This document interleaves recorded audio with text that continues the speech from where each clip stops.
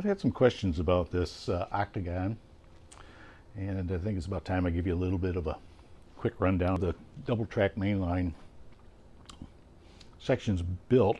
I don't have the sides on yet. That'll come soon. The top, I still have to get the material for that. I do have the one end. I had that from previous, and I'll have to make 3 more of these copies to fill in the other 3 areas. Last couple days I've been working on getting the leg pockets in place, and I know that's a question that some people have about how does it actually work. It's a pretty tight fit, and what it does is I'm using the masonite underneath here is just a guide for the leg. To do that, in fact, what I'm going to do is take this clamp off. It'll drop down just slightly.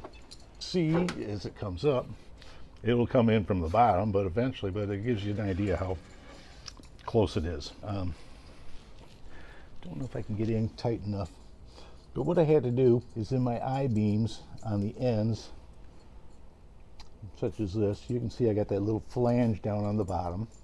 I have a flange on the top.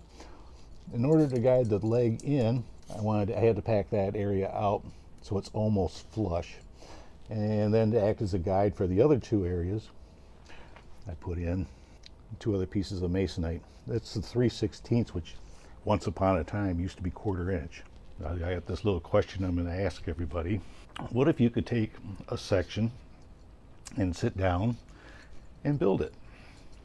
I mean, literally just like sitting at a desk.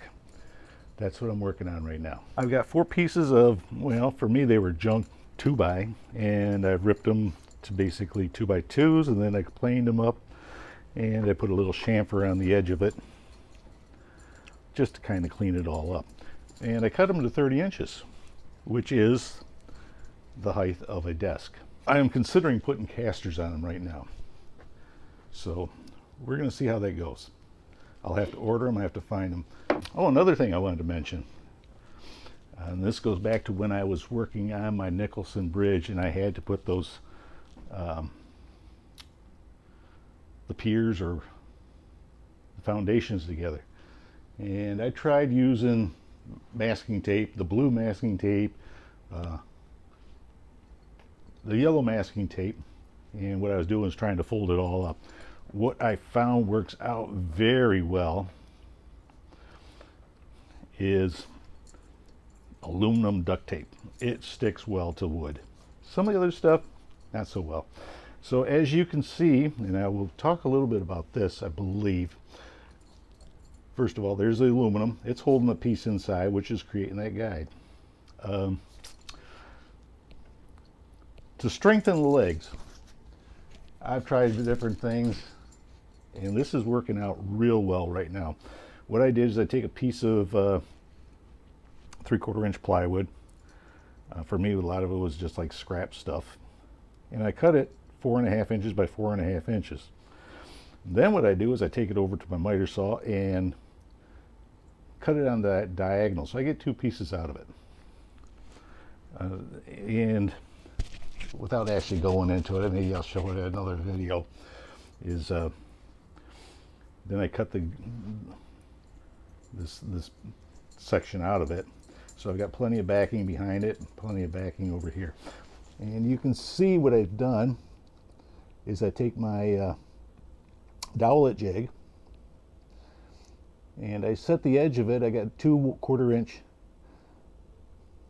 fittings for the 1/4 inch drill bit, and I set the edge over to the edge of the cutout and then drill 2 holes. I do the same through the I-beam, and what I've done is after that, that's enough that'll get it most of the way through. Some of it will pop through, and actually I'll get a mark onto my side frame, and then I can come back in afterwards and drill it out right on straight through. So now if you think about it, I have dowels running this way, and I have dowels running this way. And that should lock any movement from the leg. I have it this way. I drilled it all the way through, and I left the drill. I could have stopped it part way, But in the event it ever needs to be repaired, I can drill through. I can drill it out of the way and possibly make a repair on it. Hopefully that day never comes, but I'm kind of prepared for it. Trying to think what else could I show you right now. Not too much. Like I say, the next step is going to be making these oddball shaped ones that go from 12 inches to 24 inches. I got to make 3 more of them. I've also had the question of whether or not I can reach it. You know, what happens if a train derails in the middle? Well, there you go. I can reach, and I'm down at 36 inches right now. If I come up to about 50, I'm going to be up here. I should still be able to reach a train. If it ends up at exactly center, I might have to stretch a little bit. The other things that are going to be in the works, I found out from going to a couple of Fremo setups, corner modules seem to be a little scarce. So I'm going to try to set back. And if you look at that, you can see I'm coming 45 degrees and 45 degrees.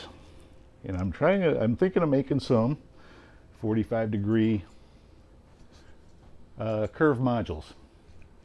That way you can you should have plenty of, by the time you finish making the curve, you should have plenty of room for 2 people to be in like that aisleway. It should be about 4, I'm going to guess at least 4 foot of aisle. That should make it so that you can actually come out many different ways with it. Oh, another thing is, this is the end of the line. My intention with this is to make it into a short line. Actually, where you see the 4 pieces coming off, that will be your Class 1 railroad. I don't know, call it Union Pacific, BNSF, or if you want to go east, CSX, Norfolk Southern, or any combination thereof. If you think about it, most of the Class 1 carriers are the long distance carriers. They've given way to some short line railroads that do the initial pickup and the final delivery of the freight. That's what I'm looking at. I'm old enough that I like the 1st and 2nd generation diesels. I see some of the new stuff. Yeah, they're monstrous. And I know a lot of the younger modelers will like that monstrous stuff. That gives them a chance to run on the double track main line, which is fine.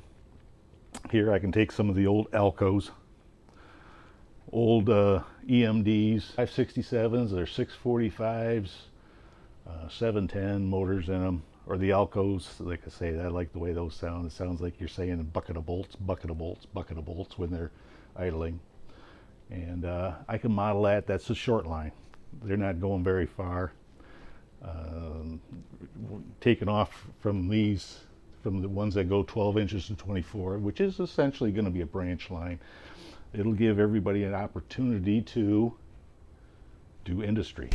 One of the things I've always had a problem with in some of the operating sessions is, okay, I like doing the switching, but it always seems like you're concentrating on the switching, and you hear from the dispatcher, you need to clear the main. And I said, oh boy. So now you got to, clear the main. This, since it'll be branch line, essentially you can have one person go out. You can probably go with what used to be a caboose called a shoving platform now. Come one way or another. It'll keep it interesting. Looking into this octagon, essentially you can only get two trains through it in exactly opposite direction of each other. So that should keep it interesting. Oh, I started to mention about this. On this back side here will be the tower operator's desk. So there's going to be a little desk, roughly 24 by 24 or 18 by 24, depending on how it all works out. It's about the size of a school desk. I don't think you need much more, and then I will have a panel up above here. If you look at it, it's going to be 30 inches which is the normal height of a desk. And then since Fremo goes to 50 inches, I've got 20 inches. I may go 24 just so the trains don't run off onto the desk.